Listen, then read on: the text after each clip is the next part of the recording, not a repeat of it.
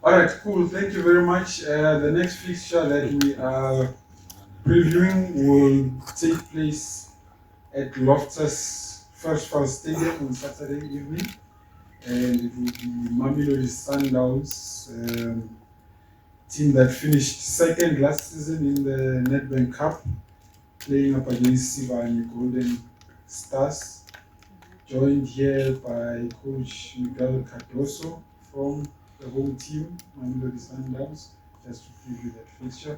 Coach, I'm not sure, you probably just, I'm not sure when you traveled back from Polokwane, and whether you've been trained today.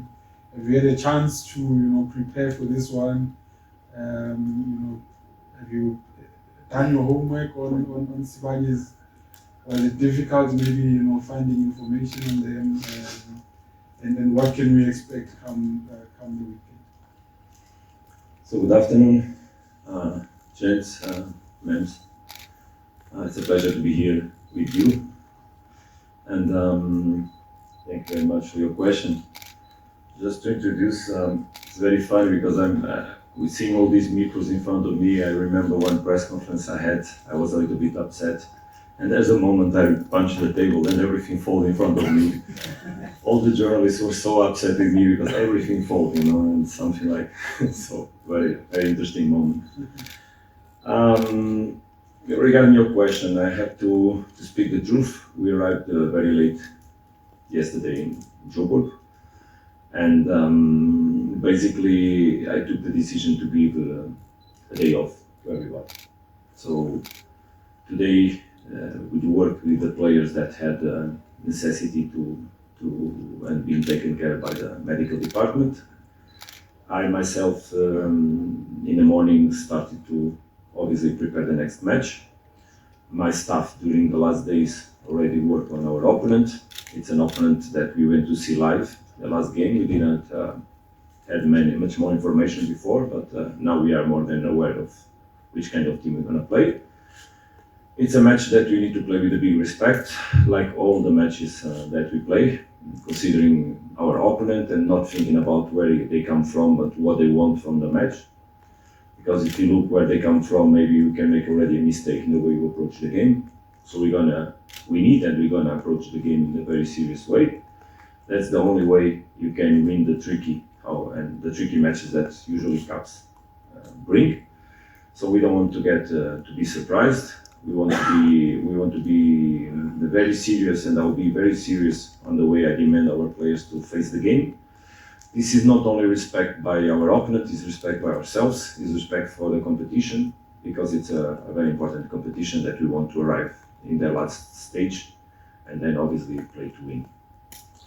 Thank you. Let's take the first question, Nicaragua. How's your Portuguese? Impress us. Portuguese speaker? Still. Fala português. Fantastic. Coach, this is actually the first time seeing you. Congratulations on the job. It's a beautiful job that you got, so congratulations. And secondly, Coach, you've been here for the past 44 days, max 44 days here for you. How have you found it so far? Are you settling in? Is the team playing this type of football that you want? And secondly, Temba's running a couple of days ago. For the first time he's smelling the grass. How far is he? Have you spoken to him in regards to what you expect from him? Thank you very much for the question. First, regarding how I feel here in South Africa and among you. Today in the morning I was having a cappuccino with my assistant coach, and we were making a review on these 44 days, as you said, and how excited and how wonderful has been the ride, let's say. So we were very well received by the club. We have a wonderful group. Yesterday I was telling that we have a very, very strong group of men, and the club is very, very, very easy to deal with because it's very friendly, very polite. The way we relate with ourselves and between ourselves is amazing. I can even share an event because it speaks for the level of club that I found, and how I feel so integrated, because it comes also regarding my values. So there's a big connection between the values of the club and the values that I have myself. So yesterday on the bus, because some bottles of water stayed in the locker room, and there was someone that filmed it and put it in our WhatsApp group, something like, "We don't do this usually, so let's not make it again." So this is the standard we have in Sundowns. It's respect, values by the other, a very strong and the commitment regarding, of course, sports results, but also by the way we want to be an inspiration for everybody. So that's why it's so easy for me to deal with the people, because I have also this kind of approach in life, in sports. I like sportsmanship, I like fair play, but I also like to compete in the hardest way when you are inside. So that's how Sundowns is positioned in the world of sports and football. It's also the values of the family Mozart, and that I could totally share. So regarding your first question, has been easy to deal with because we were very well received. So regarding second question and Temba situation, it's unfortunately we arrived in the club when a couple of important players are injured. It's not only Temba, but also Vala, but also then we had the Aubrey that got injured also in the match in Far. We had Mabena, we had Tashrik still in that moment, and unfortunately we have to, let's see how today the reports come from medical department, because it seems that this pitch there in Polokwane is not exactly the best one to play football. So yesterday we had some issues also. So I hope they are not very serious issues, so that we can as quick as possible recover. But also we have more players that are under injury, unfortunately, and let's hope we can recover them all. Regarding Temba, I think it's still a situation that will take time. Despite he entered the pitch, he starts running, touching very easily the ball, but it's still a process that will take time. For sure months. So not big expectations regarding him to return to the team, but giving the right time for him to make the steps, the protocols that need to be followed, so that he can recover and come back in the best way, of course. Okay, Mazola. Thank you, Coach. Mazola Molefe from SABC Sport. I wanted to find out if in your previous clubs you've kind of had to prepare for an amateur league side that you knew very little about, and how did you go about that? And if you haven't, how are you going about coming off an intense game like Makesi last night, and then having to motivate the players to face a team that many of us know very little about? Sorry, but I didn't understand the first part of your question regarding my... If in your previous jobs you've had to prepare for a lower league team on amateur side, and how did you go about it? Okay, thank you. That's exactly the question on the moment. And you don't prepare players for this kind of matches on the day before.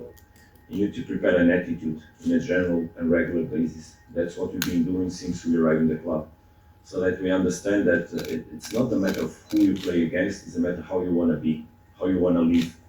So it's constructing an attitude more than just trying to find the motivation for playing a match. I don't believe in short-term motivation. I don't believe in external motivation. I believe in drive. I believe in pursuit. I believe in attitude as a way to live. So that's what we are trying to build or keep hard inside the locker room in terms of values. And if we live according to these values, that's the way you're going to behave all the time. That's how I see myself as a coach. That's how I was grown when I started very young in FC Porto Academy.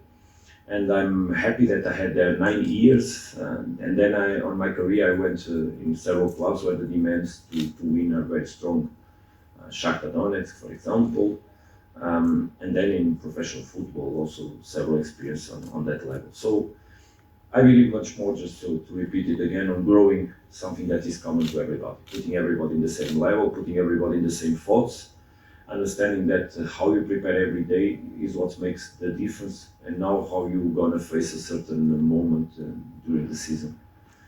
So I think we have been shown in the last weeks how tough we are, how we believe in ourselves, even despite we face long and big challenges. It was not easy, the challenges we had in the Champions League. because we played very, very decisive games since we arrived. The first game with Raja was already a decisive game because we had 2 draws in the first 2 matches, so we needed to win. Then we had Maniema game, we had Asfar away, then Asfar home. And then the PSL is every game is very tough. So the team is overcoming difficulties because we are trying to shape character. And if character is shaped in the right way, I believe that also the match we're going to play after tomorrow will be held in that level, and will be very competitive and very serious in the approach. Thank you, Coach. So the score is currently 1-0 to Karabo. Kamu, you've got a chance to equalize. We're even taking the lead. Thank you so much, Kamkhelo Mokhale from Vow FM. Just a follow-up from Leonard Koenig first question. I think I seem to be correct here. I think most of the games that you have played thus far has been on the continent. I think prior to yesterday's game, you played, I think, 1 or 2 domestic games. 3. Yes, thank you for the correction, Coach. So far with the games that you've played domestically, how are you finding the league, and also now getting a taste of your first domestic competition? Very, very good question. So indeed it was 4 Champions League games and now also 4 PSL matches, and all of them very, very difficult. All of them very difficult because, as you know, in PSL we didn't yet play a home match, so we played 4 times away, and even in Champions League we played 2 games home and 2 games away. So out of 8 we had 6 away matches, what makes obviously more difficult the task. Anyway, very good experience.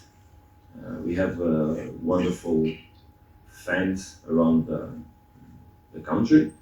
I was so keen on knowing this way to celebrate football, because here when you go in a football match, it's different from, for example, my last experience in the north of Africa, in Tunisia, where the fans are more aggressive, much more aggressive. Even you cannot play with fans on both teams, what is not beautiful in a basic way of seeing football. But here the experience has been wonderful. Regarding fans, fantastic embassies in the stadium, fantastic. We respect by everybody that is on the show, let's say, on the matches, and people love football. So it's also wonderful to see that we are in a country where people love football. Anyway, regarding the level of the teams, very competitive teams that don't give up on nothing, that believe no matter how they will play, but believe they can compete to win. So we found always matches where the opponents could believe there was a chance to play to get points. So that allows us to have big challenges all the time, not to take out the feet from the accelerator, otherwise you can lose points, as we see from the match of yesterday, where from a mistake we suffered the goal and then we had to make a big effort to overcome that difficulty. But also a little bit tough to deal with the quality of the pitches, because that's something I think we should really think about in South Africa regarding the watering of the pitches. Because if we understand that football is a merchandise, is something we sell, because there's a public watching games, there's TV rights that are paid, and people at home, as better is the show, the better they will profit from it, the better the rights will be sold by higher prices. And there's no reason to try to equalize the games by having slow pitches with low quality, where the grass is not cutted and the water is not done. This is not how the show should be done. It's when you go in a cinema or in an amphitheater like this, you want people to sit in the right places so that the show can be good. And then the outcome of it is the quality of the movie you have. That's how I see football in the same. We provide the best conditions for the teams to perform, and then in the end, that's a product we sell. That's an appointment I did already, and I think it's a good moment to speak about that, because in the end, everybody wants the level of the football to grow. And by my experience is, if we're going to play a World Cup, a CAF competition, a CAN, whatever it is, and Champions League matches, you have to go according to the rules, and watering the pitches before warm up, after warm up, in the halftime, improves the level of the game. And as much as the level is high, as much the quality and the level of the opportunities to sell our rights the best, because we have fantastic football here and it should be taken abroad, even in Europe. Why not? We have wonderful football matches here that I profited from, and wonderful derbies and classic matches that should be sold abroad, even in Europe, by high prices. So that's what just a remark that I think it's positive. It's nothing to point on negative, but positive, so that also I can give my contribute to the South African football. Jabulo? From Coach, how have you found the situation where from the first day you arrived, I mean, you had to win from the onset in terms of the games that you were playing, but also planning for a very challenging situation where the club is not going to get much rest. I mean, there's the Club World Cup, which means 2 seasons are going to be linked. So how have you managed that, winning from the onset, but managing these 2 seasons that are linked? Thank you. Also a very interesting and important question, because we spoke a lot about, and we have been listening to the big coaches of the teams that have a high level competition throughout the season, so that are arriving at the end of the season with 60 matches played. It's tough, very tough. I will not take an appointment on that, but obviously the calendars and the schedule of the calendars, they should be really well organized, because when you play matches in 72 hours time distances between them, it's dramatic for injuries on the players, and the best players should be always protected, so that we have also the best ones as much as possible on the pitches, by the same fact that I spoke before, so that we can have highest level football. It's a tough calendar. Anyway, for me as a coach, it's always much better to be in contexts where the pressure is to win. Because believe me, it's much more difficult when you are in contexts where you see that the chance to win is reduced and you have to fight for this margin. And it's much more beautiful, your work, when you can handle in context and change context, because you have quality players that you can introduce to change the tactical approach on the games. So, and due to that, be able to compete to win all the time. It's the challenge I faced in Sundowns. It's the challenge I faced during last seasons, and it's a pleasure of the coach. So having a tough calendar makes you always be involved in the games. A lot of work, tired many times, not many hours of sleep, several nights. But anyway, that's what we love, and when you work in what you love, that keeps you going. And let's hope we can continue to win, so that motivation is always on the top, because it's more easy to work over victories than when you don't achieve them. So we are motivated, we are in the right mindset in order to make it and keep it going. And due to that, we can obviously maintain our levels of work in the way we need them. Okay, I will take the last one, Tommy. Coach, I just want to find out what your stance is on the size of your squad and the role it plays in the dressing room. I'll give you an example. At Sundowns, you have the luxury of having 3 or 4 players in the same position. Sometimes all of them are internationals. What is your stance on keeping sometimes players that are perhaps unhappy with the fact that they aren't playing, and knowing what it could do to the dressing room, having disgruntled players?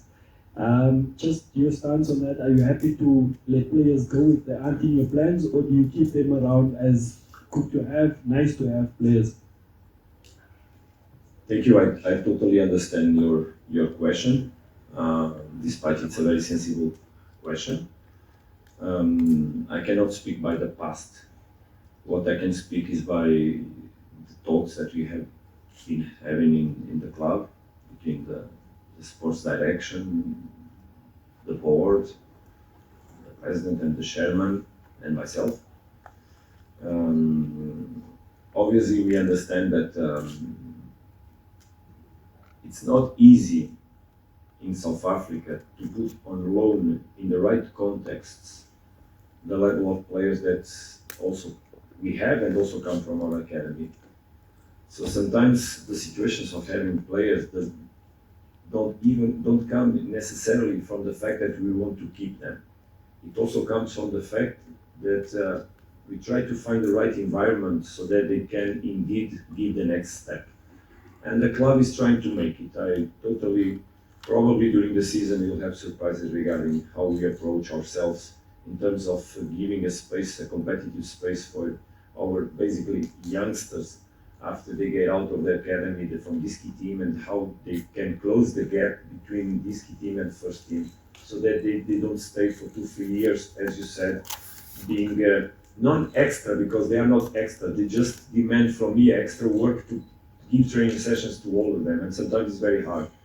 Something like finishing a session and keep going with the players that didn't participate, because football game is a 20 plus 2 goalkeepers game, so you cannot exercise with teams of 15. So, but you need to give game time and training time to everybody. That is the challenge. Anyway, this is a very particular season that we are facing, because we spoke already, we had several injured players. I forgot Rivaldo. Don't forget Rivaldo, how the level of player that also we have injured. We had Grant also, and I arrived, Grant was injured. So it means that in the moment the team is not that big at all. Because obviously, if you ask me how yourself would consider a squad in a normal country, between commas, normal country, but in a normal schedule of games where we play, we have weeks with 2 games, but then we have weeks with just weekend games. Probably a squad with 24 plus goalkeepers would be enough. Even myself, for a regular basis, 22 players plus the goalkeepers would be enough. But we are not in the normal situation. Indeed, as I told you yesterday, I don't know, but probably we lost 2 players after the match of yesterday.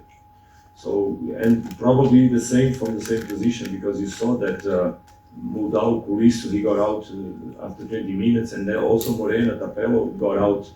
So now we need to find a right back. We don't need to find, because we have. But it's an unexpected situation that comes from the fact that we played a lot of matches, and we should remember also that, and it's true, our national team players, we have a lot of them. So when we have breaks for national teams, our players, they just don't stop. And Africa competitions bring us or put us the challenge of long time travels. I don't know if you are aware of how it was for us to travel to play Asphalt. It was unbelievable, because it was a 5-day trip. Since the moment we departed from here and we came back, almost 6 days, with our nights that we didn't sleep in the proper way. So that's why sometimes the squads need to be extended. Not because we want it to happen like that or to have the luxury of keeping players. We don't do that, because we also worry about the careers of our players. So in the moment we are discussing a couple of situations in the group that eventually will let the players go out, but we need to find the right place where to put them. Because sometimes also they say, there is not the best context for me. We are even discussing possibilities of finding agreements in Europe so that we can try to promote our players there. So that's the work of Mr. Flemingberg that he's doing so well, that will for sure give fruits in the next months. And I hope that next season we can already have some news on that for everybody to be aware. Thank you very much.